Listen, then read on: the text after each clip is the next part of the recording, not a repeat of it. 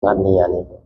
Assalamualaikum warahmatullahi wabarakatuh.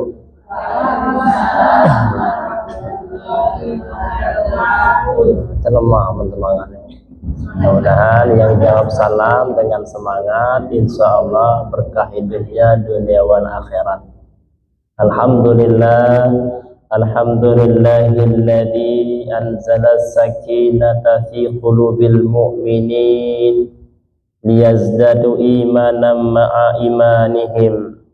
Ashhadu an la ilaha illallah wahdahu la syarikalah wa ashhadu anna Muhammadan abduhu wa rasuluhu la nabiyya ba'dah. Allahumma salli wa sallim wa barik ala hadzal nabiyil karim wa ala alihi wa sahbihi wa man tabi'ahum bi ihsanin ila yaumiddin. Amma ba'd. Faqala ta'ala fil kitabihil karim, a'udzu billahi minasy syaithanir rajim, bismillahirrahmanirrahim. Qul huwallahu ahad, Allahus samad, lam yalid wa lam yulad wa lam yakul lahu kufuwan ahad. Ibu-ibu majelis ta'lim yang insyaallah dirahmati Allah Subhanahu wa taala. Alhamdulillah, bersyukur kita kepada Allah Subhanahu wa taala atas segala limpahan nikmat, rahmat, karunia yang Allah berikan kepada kita semuanya. Banyak sekali nikmat yang Allah berikan kepada kita, Bu. Begitu banyak kasih sayang yang Allah berikan kepada kita ini. Rahmat Allah itu, kasih sayangnya senantiasa tercurah bagi hamba-hambanya. Bahkan sampai hari ini kita masih diberi kesempatan untuk merayakan apa tadi? 17-an kemerdekaan yang ke-80 ya, Bu. Nah, tapi alhamdulillah ini orang-orang pilihan Ibu di sini. Di tengah-tengah kemeriahan saudara kita yang lain merayakan 17 Agustus, tapi hati kita masih terpaut untuk kemudian mengisi majelis ilmu, hadir di majelis ilmu yang tentu ini majelis yang sangat mulia, didoakan malaikat. Kata Nabi, ketika berkumpul satu hamba Allah, di mana di sana dibacakan zikir, dibacakan kemudian sholawat dan mengingat Allah, tidaklah kemudian maka malaikat datang secara berombongan mengelilingi hamba-hamba Allah itu dan menyebut nama mereka di hadapan Allah Subhanahu wa taala seraya berdoa. Apa doa malaikat? Ibu fulan, ibu fulan. Ini semua di sini kita sini disebut malaikat sekarang ini, kata Nabi. Nah, itu ibu itu datang nih. Nah, ibu ketua datang. Begitulah yang sebenarnya, Bu. Dan malaikat menyebut kita di hadapan Allah, Allahumma firlahu warhamhu, ya Allah, ampuni hamba Allah ya hamba-Mu yang ini, dan rahmati dia ya Allah, ampuni ya Allah, rahmati dia. Maka begitulah sampai nanti kita bubar meninggalkan majelis ini. Maka alhamdulillah hati kita masih terpaut kemudian untuk mengisi majelis ilmu. Mudah-mudahan semuanya, kita semua ini termasuk hamba Allah yang pandai bersyukur, abdan syakuro, hamba Allah yang pandai bersyukur. Dan jika kita pandai bersyukur, kata Allah, pasti Allah tambah nikmat yang diberikan kepada kita semuanya. Tapi jika kita kufur terhadap nikmat Allah, maka sungguh jangan akan mendapat nikmat tambahan, tapi malah azab yang akan Allah berikan. Maka na'udzubillah. Salawat dan salam kita sampaikan pada baginda Rasul yang mulia Nabi kita Muhammad sallallahu alaihi wasallam. Allahumma shalli ala sayyidina Muhammad wa ala ali sayyidina Muhammad. Kepada keluarga beliau, para sahabat dan semua pengikut yang istiqomah hingga yaumil kiamah. Mudah-mudahan kita semua yang hadir di majelis ini diakui oleh Rasul bahwa kita adalah umat beliau dan kita berhak nanti mendapatkan syafaat yaumil akhir. Amin ya rabbal alamin. Ibu sekalian, kita juga meminta kepada Allah Ta'ala, mudah-mudahan langkah kaki kita, ayunan tangan kita menuju masjid ini akan mempermudah kita menuju surganya Allah Subhanahu wa Ta'ala. Dan mudah-mudahan amal ibadah yang kita lakukan setiap hari, ibadah sholat, sholat sunnah dan yang lainnya, itu semuanya akan menjadikan kehidupan kita bagaikan surga sebelum nanti surga yang sebenarnya. Insyaallah ini pun pertemuan yang insyaallah jika hari ini kita bertemu, mudah-mudahan nanti kita berjumpa lagi di surganya Allah Subhanahu wa ta'ala, tentunya dengan versi yang lain. Nah, ibu-ibu nanti di surga 33 tahun umur kata Nabi. Nah, itu dia. Iya. Ya. Semua penghuni surga itu umurnya 33 tahun lebih kurang. Nah, insyaallah nanti amin ya rabbal alamin. Baik, tadi diminta apa namanya? Ngisi tentang kemerdekaan. Tapi tadi Pak Ustaz Ulil apa namanya pesan supaya ngisi tentang ruqyah katanya. Oh, nah, itu dia. Nah, baik. Jadi momen kemerdekaan ini sebetulnya kita mengenang ya, Bu ya. Mengenang bagaimana perjuangan bangsa kita terdahulu. Tapi ada satu hal mengapa kita merdeka. Maka tadi saya bacakan di awal surah Al-Ikhlas. Nah, ibu-ibu jika mengetahui mengapa kita bisa merdeka, justru sebetulnya betapa iman orang-orang kita saat itu sangat kuat kepada Allah Subhanahu wa ta'ala. Bukankah dalam pembukaan Undang-Undang 45 itu atas berkat rahmat Allah yang maha kuasa? Artinya kemerdekaan itu memang bukan sesuatu yang cuma-cuma, tapi Allah berikan kemerdekaan kepada bangsa kita itu karena ketakwaan pendahulu kita, leluhur kita, ulama-ulama yang membimbing kaum santri dan masyarakat untuk berjuang menghadapi penjajahan, kemudian kita bisa merdeka. Oleh karena itu, artinya apa? Nilai-nilai tahun yang sebetulnya yang dijunjung, yang dikenal, dan ini sering kita lupakan. Momen kemerdekaan sebetulnya, kalau saya memaknai, justru momentum kita mengingat betapa kokohnya tauhid di bumi Indonesia ini. Betul nggak, Bu? Dan terbukti dalam tuangan Undang-Undang Dasar 45 tadi. Itu tidak bisa dibantah siapapun, bahwa memang kemerdekaan kita ini atas dasar rahmat Allah Subhanahu wa ta'ala. Allah tuh tidak akan ngasih rahmat kepada orang yang bejat. Kira-kira kalau dikasih rahmat berarti zaman dulu orang gitu mana, Bu? Tentu orang yang soleh. Dan betul yang kita kenalkan ada Pangeran Diponegoro, ya, dan banyak ulama yang memperjuangkan juga.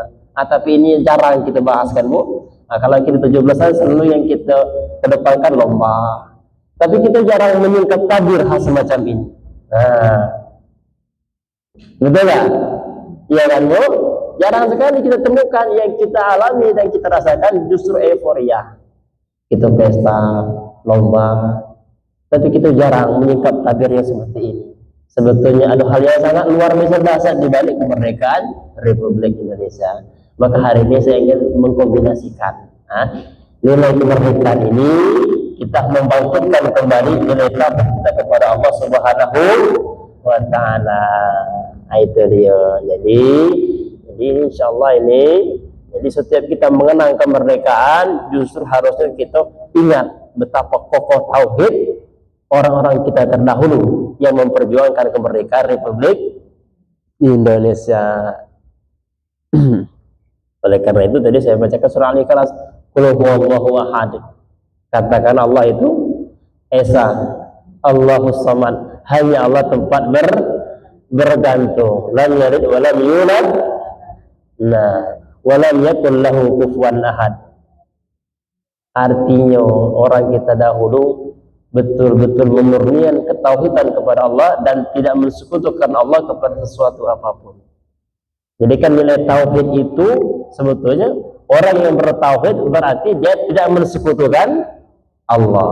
Nah, sementara orang yang mensekutukan Allah itu orang yang tidak bertauhid. Nah, ternyata di zaman sekarang justru yang sering kita amati, justru ketika dalam suasana seperti ini, justru malah yang dilakukan adalah bertentangan dengan nilai-nilai tauhid itu sendiri. Dan ini sangat kita sayangkan. Ya, mungkin kita semua menyaksikan, ya. Nah, tapi beginilah sekarang yang kita alami. Ya, sebetulnya tidak demikian, ya. Bukan tidak boleh, tapi kadang-kadang terlalu kita lalai. Kita lupa dengan esensi yang sebenarnya dari kemerdekaan itu. Maka insya Allah mari kita coba nanti renungkan, kemudian ajak saudara kita ini rupanya. Ya, di antara yang paling penting.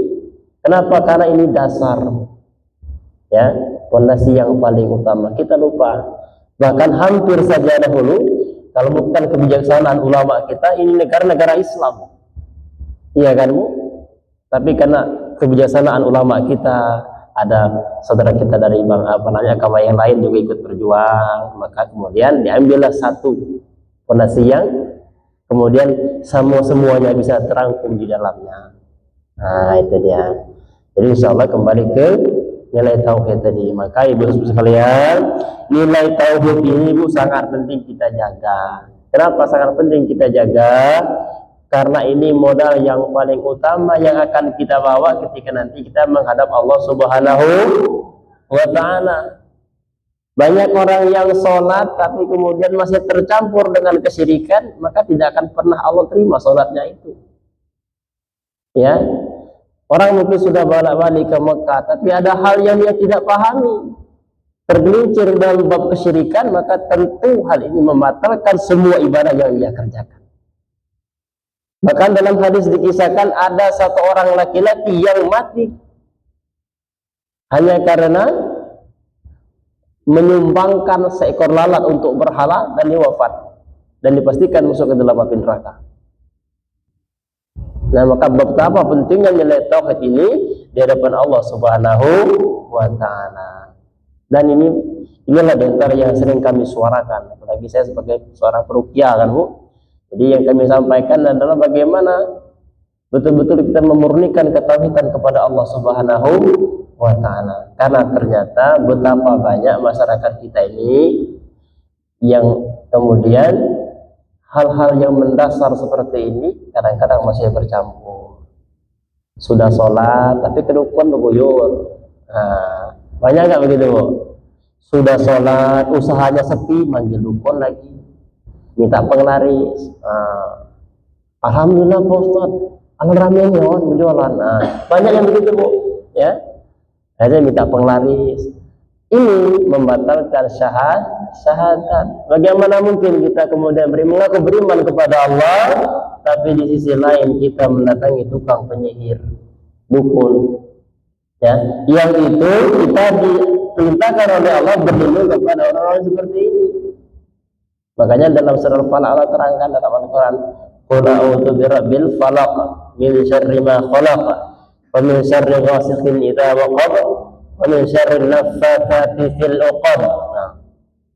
Allah perintahkan kita berlindung wa min syarri naffatsati fil 'uqad. Ya, berlindung kepada dari kejahatan wanita-wanita tukang sihir yang meniupkan pada buhulnya. Allah perintahkan kita demikian. Nah, lalu bagaimana jika terjadi ada di antara kita yang sudah sholat tapi mereka mendatangi penyihir itu sendiri atau dukun itu sendiri, maka naudzubillah. Dan ini banyak terjadi tadi, Bu. Ya, di lapangan banyak terjadi, sering kita temukan yang begini. Sudah pergi, bahkan sudah bolak-balik ke Mekah katanya, padahal sudah sholat, ya. Karena keyakinan ini yang tadi belum dimurnikan kepada Allah, justru inilah pintu setan bisa menggoda manusia, memperdaya manusia. Maka mudah-mudahan kita semuanya terjaga dari perbuatan syirik. Karena syirik itu perbuatan yang merupakan dosa yang paling besar di hadapan Allah Subhanahu wa ta'ala. Ada 10 urutan dosa besar. Yang pertama yaitu dosa syirik. Dan dosa syirik itu tidak akan pernah diampuni kecuali Allah berkehendak, ya, kecuali orang itu bertobat kepada Allah sebelum dia wafat. Tapi jika dia wafat kemudian tetap dalam kesyirikannya, maka orang ini dipastikan, kata Nabi dalam hadis, ma'aflah ta'abadah, tidak akan pernah beruntung selama-lamanya. Maka sangat merugi kita kemudian jika kita sudah capek-capek ibadah, sudah berpuasa, bahkan mungkin sudah berangkat haji dan umroh, tapi kita ternyata selip dikit, ya. Satu ibadah inilah yang paling penting. kemudian kita terjerumus sedikit dan membatalkan semua amal yang telah kita kerjakan. Amal yang kita kerjakan menjadi sia-sia di hadapan Allah Subhanahu wa taala, maka na'udzubillah. Ya. Karena ada kejadian dikisahkan dalam satu hadis, ya. Ada seorang laki-laki yang Nabi itu melihat laki-laki ini memakai gelang yang terbuat dari kuningan. Maka Nabi bertanya kepada laki-laki ini, "Mahadha?" kata Nabi. Nah, laki-laki itu menjawab, "Qol, ini adalah al-wahinati," katanya. Gelang yang gunanya untuk menangkal penyakit, menolak bala. Nah, kan banyak kan, Bu, cincin aki menolak bala. Nah, kalau sekarang kan, maka kata Nabi, maka Nabi bersabda, "Ilziha," kata Nabi, lepaskan itu. Lepaskan gelang itu, kata Nabi. Fa innaha la yariduka illa wahna. Karena ia tidak akan menambah pada dirimu kecuali kelemahan. Fa innaka laumut wa hiya alaik. Sebab jika kamu mati sedang gelang itu, benda itu masih ada padamu, kata Nabi, maka engkau tidak akan pernah beruntung selamanya. Maaflah tak abada. Kamu tidak akan pernah beruntung selama-lamanya. Maka jelas sekali bahwa perbuatan semacam ini yaitu dilarang oleh Allah SWT, dilarang oleh Nabi, ya. Nah, tapi kalau dalam hadis tadi disebut gelang. Nah, gelang yang kita anggap sakti, kita anggap memiliki kekuatan, itu bisa membatalkan syahadat kita. Dan tidak hanya gelang, cincin. Ya, kalau emas saya dianggap ini, kalau memakai ini tidak akan kena tembak kebal. Nah, banyak nggak, Bu, yang begini, Bu, di masyarakat kita? Banyak kan? Nah, gelang ini gelang tasbih. Ya, kalau pakai gelang tasbih ini dipakai, ditempelin tidak mempan. Ditembak apalagi, banyak yang gini, Bu. Atau dipakai ini, biasanya kalau pakai gelang ini perempuan banyak yang suka, atau laki-laki banyak yang suka. Nah, ini banyak terjadi. Padahal mungkin dia seorang muslim, ya, seorang muslim, dia sholat, tapi ketika hal semacam ini masih dia yakini, bahkan masih memiliki, bahkan banyak yang menjual-belikan benda seperti ini, ya, maka ini justru yang membuat kita terjerumus kepada kesyirikan. Dan ini sangat besar balasan azab dari Allah Subhanahu wa taala, ya. Tidak akan pernah beruntung selama-lamanya, kata Nabi sallallahu alaihi wasallam. Maka kita berlindung kepada Allah dari perbuatan ini. Jadi itulah betapa pentingnya kemudian kita menjaga tauhid kita ini, ya. Insyaallah, maka selalu kita belajar, jangan sampai kemudian perbuatan-perbuatan kita yang tanpa kita sadari justru menjerumuskan kita ke dalam kesyirikan. Banyak kan, Bu. Nah, bukan cuma gelang, ya, banyak kayak kami temukan itu banyak huruf Arab, ya, ditulis di kertas. Apa gunanya? Kami tanya, ya, apa gunanya ini, Bu? Ah, ini biar dagangan kami laris, katanya. Betul nggak, Bu? Coba saya tanya. Ada nggak yang begini di masyarakat kita? Banyak.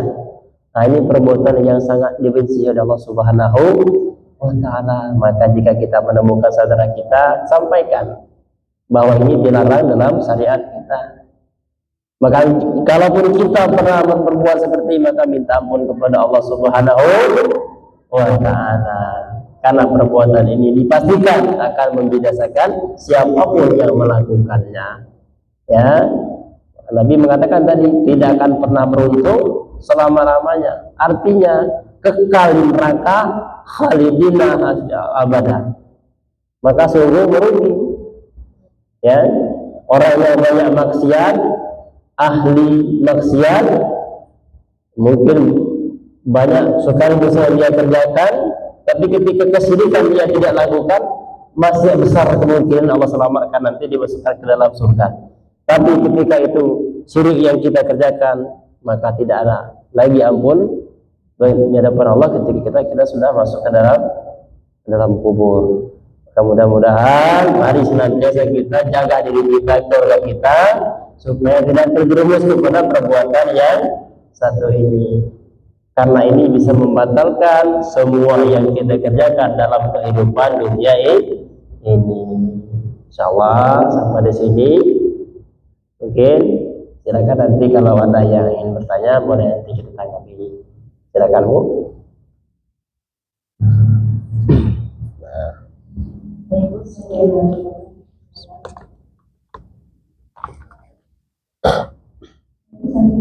Boleh, silakan Bu.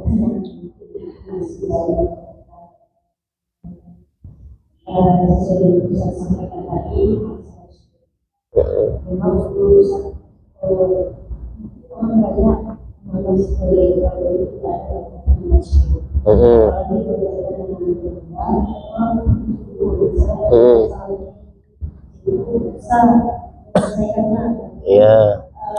Apalagi kalau dia perdagangan, karena kami pernah berniaga dagang jurusan. Jadi kadang saya ada orang dagang itu memberikan solusi pengemudi seperti ini, ada gelap seperti ini. Seperti panggilan urusan. Ya. Saya kok disuruh depan urusan sudah sakit seperti ini. Itu tak bisa deh, kan? Jadi saya tetap mempertahankan bahwa saya seperti ini tak benar, betul. Saya berkeras tidak ada orang seperti itu. Apalagi yang istilahnya kita tahu kita dihadirkan pada bayar sekian, tidak cukup sekali. Nah, ini memang benar-benar bertentangan dengan hati nurani saya sendiri dan apa yang saya pahami ya seperti itu tidak ada namanya rezeki datang dari Allah. Memang banyak solusinya datang ke hukum atau solusinya datang ke orang-orang pintar. Tapi saya berprinsip sebenarnya rezekinya semuanya itu Allah yang mengatur. Ya betul. Kenapa saya berpikir seperti ini? Kalau saya belum pas rezeki yang berlebih seperti orang-orang atau orang-orang. Saya melakukan itu secara normal, misalnya ada kesalahan dalam masalah saya, atau saya ada salah, dan mungkin saya kurang bersyukur, atau saya kurang kepada Allah, dan sehingga saya dilupakan Allah, sehingga rezekinya kurang lancar. Seperti itu saya berpikir secara pribadi. Nah, dengan berjalannya waktu, saya tetap mengintrospeksi diri dan terus memperbaiki usaha. Tapi ternyata tidak juga bisa Ustaz. Akhirnya COVID, apalagi dengan COVID itu tinggi dan tinggi lagi. Bahkan apa yang dijual, karena kami jual makanan Ustaz, memakan apa yang dijual barang yang sah, tinggal modal lagi. Jadi seperti itu artinya uang yang bukan didapat itu untung itu, karena modalnya habis. Jadi saya sudah mungkin ada yang banyak Allah yang memberikan saya rezeki dalam usaha dagang. Saya berpikir mungkin ada jalan lain, karena ada orang-orang tertentu yang Allah kasih rezekinya melalui pekerjaan yang memang bagian dia, biasanya. Saya berpikir seperti itu.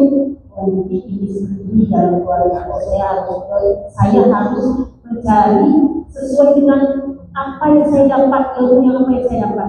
Akhirnya alhamdulillah, mungkin selama ini kalau di dalam dagang orang pernah dapat saya diri saya uang banyak, sukses. Tapi orang tidak tahu kalau kita itu mengolah uang kita ini kurang uang itu mungkin ada yang tidak tahu, tapi di luar orang punya uang. Tapi saya gunakan itu, saya kembali kepada ilmu yang saya pernah pelajari. Jadi saya itu bagian dunia pendidikan dengan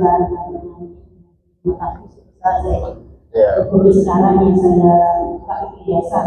Tapi alhamdulillah orang yang kemarin dekat karena gaya kita posisi kita seakan-akan tinggi, gitu kan, dari segi dan materi. Tapi sekarang sebenarnya orang yang kemarin yang bilang, nah, karena saya istilahnya kita sebagai apa ya, pendidik ilmu agama ini masih dianggap sebelah mata ya saya. Jadi saya menekuni dengan ilmu yang saya dapat, yaitu dari disitulah rezeki saya. Orang-orang yang seperti itu juga akhirnya jauh. Tapi di hati ini senang saya, karena apa pun itu yang diberikan utang, tenang, belajar banyak, waktu ibadah banyak, orang tambah, ngobrol-ngobrol, banyak waktu yang sia-sia terbuang. Jadi pertanyaannya Bu? Iya, jadi pertanyaan saya, pikir pikiran saya yang seperti itu apa ya, baik apa yang tidak, atau apakah saya akan berprasangka buruk karena saya sudah berusaha menjalani usaha tadi sesuai dengan yang halal lah dari yang saya usahakan gitu. Karena saya berada di sini. Ya. Ya bagus, itu nggak ada masalah, nggak ada persoalan nih. Nggak berprasangka buruk kalau misalnya saya waktu itu tadi gitu. Nggak ada, ya. Dalam berjualan, dalam perdagangan itu nggak ada istilah dosa selama di sana terpenuhi syarat-syarat dalam berjual beli. Jadi nggak ada yang salah di sana, ya. Adapun tadi misalkan ketika terjadi sepi, memang apa namanya, kalau dari referensi kita pelajari memang ada. Jadi sihir itu bisa menutup usaha itu memang ada, ya. Makanya diantaranya jika memang ada tempat usaha yang memang disihir, itu biasanya nampak seperti tutup. Dan betul itu terjadi, sering kami kemudian menemukan yang seperti ini, ya. Artinya memang, tapi tentu kita pastikan betul-betul ini kena sihir atau memang masakannya yang nggak enak, ya kan, betul-betul kata ibu tadi. Jadi ibu sudah sangat apa namanya masuk akal itu, betul-betul memastikan kemudian ikhtiar yang terbaik, kan gitu, ya. Jadi memang kalau untuk di usaha itu memang ada biasanya itu persaingan usaha itu sering biasanya apa namanya usahanya seperti tutup, ya. Beberapa kali mungkin pelanggannya datang, kenapa tutup, dan ini sering terjadi kami temukan di lapangan. Tapi apakah kemudian kita harus apa namanya selalu ketika jualan kita apa namanya mungkin seperti mengatakan itu dibuat orang, enggak juga kan, kita harus betul kata ibu tadi kita pakai sendiri, ya. Nah itu mungkin bu, jadi nggak ada masalah itu. Yang katanya yang pakai ustaz iya sebetulnya kalau apa namanya betul-betul dipastikan memang satu tempat usaha itu ada gangguan sihirnya, gangguan jinnya, memang ya kita sendiri bisa sebetulnya untuk kemudian menyelesaikannya, kan gitu. Cuma kadang biasanya kalau tempat usaha itu apa namanya kena sihir, itu orangnya kena juga biasanya. Nah ini yang tidak bisa, kemudian harus ada bantuan yang ahlinya di situ, ya. Selama memang kita masih bisa, cukup kita saja. Nah, tapi ketika memang nanti ketika bermasalah, maka nggak apa-apa kita panggil soal peruqyah, ya panggil saja yang khusus di bidang itu, ya. Nah, seperti kami peruqyah yang memang kebetulan konsen di bidang itu, nah, itu tidak salah, ya, tidak salah itu. Tapi jika memang kita masih bisa ikhtiarkan sendiri, insya Allah aman. Makanya kata Nabi apa namanya, ada tips, ya, ada resep dari Nabi jika tidak mau terkena gangguan jin atau sihir. Nah, yang pertama itu setiap pagi memakan 7 butir kurma ajwa. Nah, enak kan bu, makan kurma tidak diganggu jin, ya kan. Jadi siapa yang memakan 7 butir kurma ajwa setiap hari, setiap pagi, ketika apa namanya di pagi hari, itu tidak akan mampu kemudian diserang oleh sihir atau gangguan jin. Yang pertama, jadi memakan 7 butir kurma ajwa. Nah, banyak di sini kan bu. Nah, jadi gampang sekali, kurma ajwa dimakan 7 butir, insya Allah itu sudah aman. Itu yang pertama kata Nabi. Yang kedua, supaya kita tidak bisa ditembus oleh sihir atau gangguan jin, itu membaca surah Al-Baqarah dan surah Al-Imran semuanya kalau nak bagusnya. Dan kalau yang lengkapnya itu Al-Baqarah 1 sampai selesai dan surah Al-Imran 1 sampai selesai. Nah, tapi kalau memang kira-kira sibuk cicil aja, kan.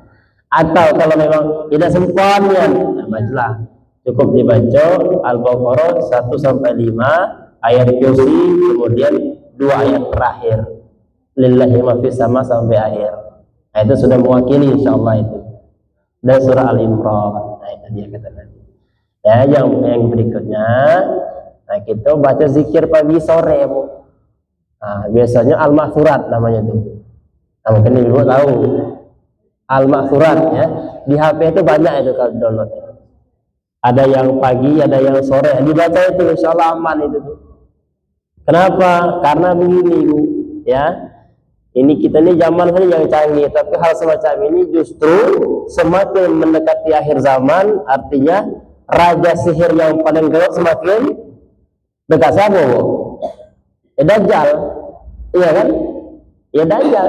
Semakin hari semakin bertambah umur, semakin dekat kita dengan akhir zaman, semakin dekat juga dengan kedatangan Dajjal. Artinya, maka kita bukan berarti kemudian kita jelaskan tentang sihir untuk menakut-nakuti, justru untuk menjadikan kita mawas diri dan hati-hati, jangan sampai kita terkena gangguan sihir. Nah, begitu. Ya demikian Bu ya yang tadi. Jadi ada 3 tadi. Yang pertama memakan 7 butir kurma ajwa, kemudian baca surah Al-Baqarah, surah Al-Imran, dan yang ketiga itu zikir pagi sore. Ada tambahan lagi itu nanti kalau betul-betul mau aman, baca setiap hari pagi dan sore la ilaha illallah wahdahu la syarikalah lahul mulku wa lahul hamdu wa huwa ala kulli syai'in qadir. Nah, tapi dibaca ini kata Nabi 100 kali. Nah, mudah dah Bu. Baca aja hafal, tapi kadang-kadang kita malas ngerjakan ini. Nah, padahal Nabi ngaku harus 100 kata Nabi. Ngaku udah 10 baik. Ya kira. Tentu ada makna hikmah di situ. Nabi suruh 100 itu. Dan siapa dalam hadis itu Bu? Siapa yang membaca la ilaha illallah sampai selesai itu 100 kali, maka ketika ada jin yang masuk ke dalam tubuh kita ingin mengganggu dalam bentuk apapun, maka seketika dia akan kepanasan dari keluar saat itu juga. Nah, itu pentingnya itu.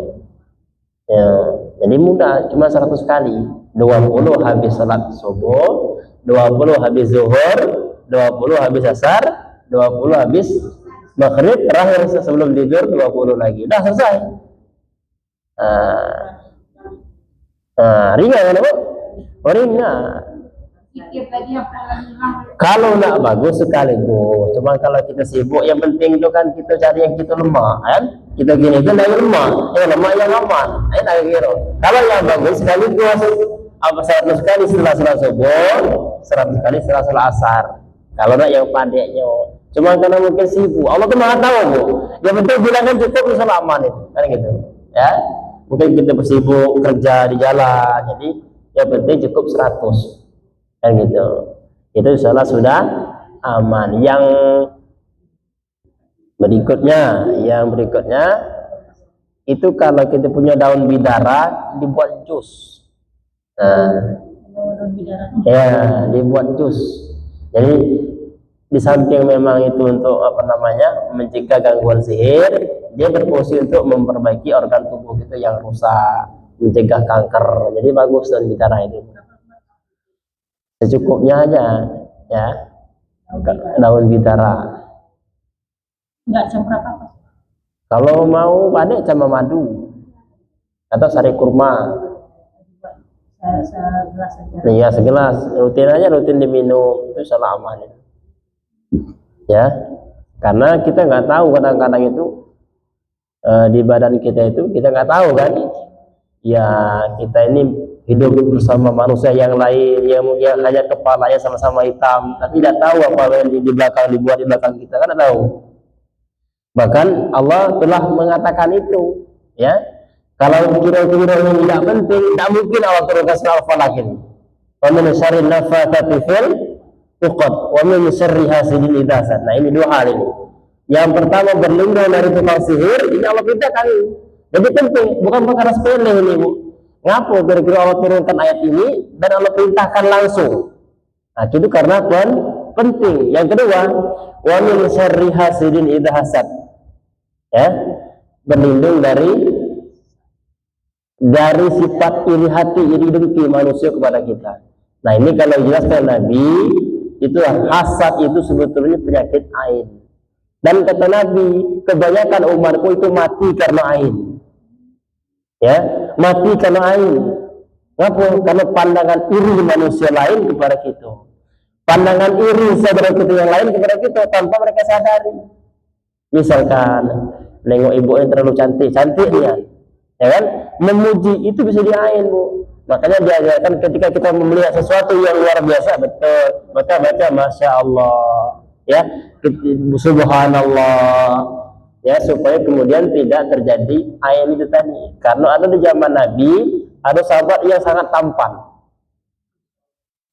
betul, dan ketika lewat ada sahabat lain yang mengatakan, kamu sangat tampan sekali, tanpa mengatakan Masya Allah, tiba-tiba langsung duduk dia, Bu. Dan Nabi tahu kejadian ini. Apa kata Nabi? Sungguh kamu ingin membunuh sahabatmu sendiri, saudaramu sendiri. Artinya apa namanya? Makanya Allah perintahkan kita berlindung dari tukang sihir dan hasad tadi itu. Nah, ya, maka diantaranya ya amalan yang penting kita kemudian untuk istiqomahkan juga selalu membaca 3 ayat ini sebelum tidur. Ya. Karena yang paling rawan kita diganggu jin itu saat kita tidur, kita lalai. Kalau kita tidak minta perlindungan kepada Allah, maka lepas. Makanya sering mimpi buruk, ya kan, Bu? Ya, nah itu dia, sering mimpi buruk. Kadang-kadang kita ketindihan, iya, dikejar-kejar sama setan, sama jin, mimpi apa namanya melihat lanang besar tinggi hitam. Nah, ini sering terjadi karena kita lalai, tidak minta perlindungan kepada Allah saat kita tidur. Ya, maka selalu kita meminta perlindungan kepada Allah. Ini penting. Kalau tidak penting, tidak mungkin Allah perintahkan kita minta perlindungan kepada Allah dari 2 macam penyakit ini tadi, penyakit sihir, yang kedua penyakit hasad, ini hati saudara kita yang lain kepada kita. Ya, karena pandangan ain itu sangat berbahaya. Makanya kita minta perlindungan kepada Allah Subhanahu wa ta'ala. Dan kita pun sebagai seorang muslim seharusnya ketika melihat ciptaan Allah yang agung dan indah, maka libatkan Allah di situ, baca subhanallah, alhamdulillah, masya Allah, supaya kita menghindari jangan sampai kita menjadi pengantar ain bagi saudara kita yang lain. Nah, demikian, silakan kalau masih ada. Nah, silakan.